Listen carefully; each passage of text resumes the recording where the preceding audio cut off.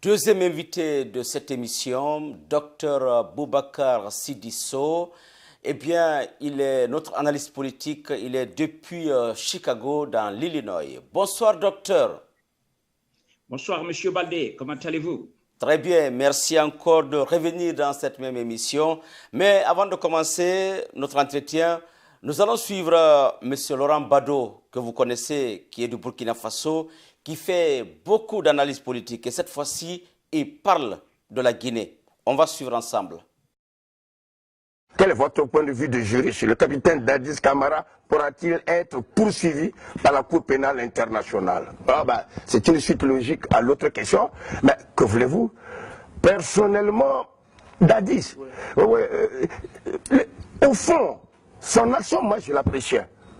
Mais c'est dans la forme que le garçon a tout raté. Il me semble bien que la Guinée est poursuivie par une malédiction. Je leur demande pardon, qu'ils ne soient pas offensés, mais que leur jeunesse et leur élite intellectuelle se ressaisissent. Mais on n'a eu que des dictateurs là-bas. On ne comprend pas. Les pays les plus riches de l'Afrique de l'Ouest, voilà qui traînent la queue là, ils souffrent, etc.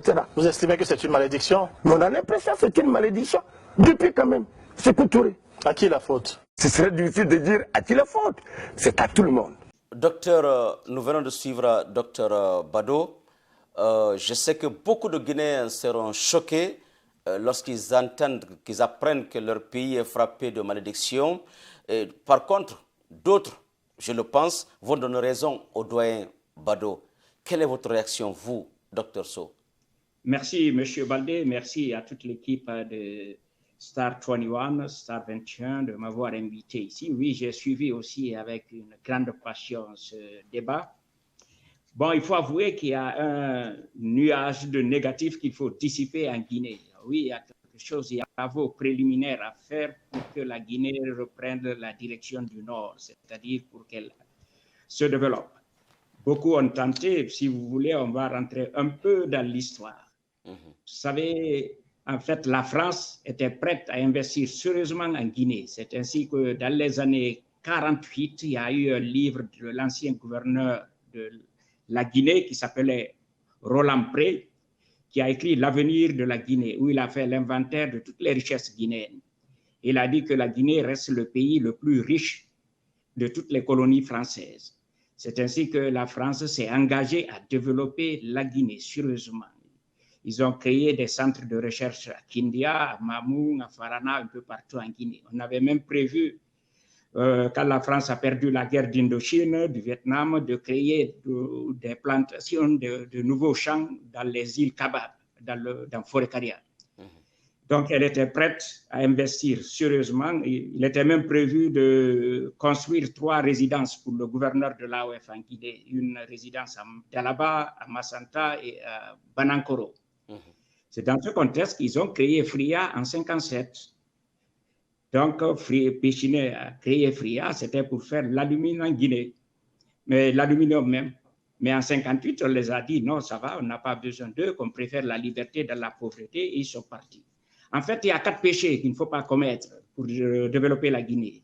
Le premier, personne ne pourra venir en Guinée et développer la Guinée avec des élections volées.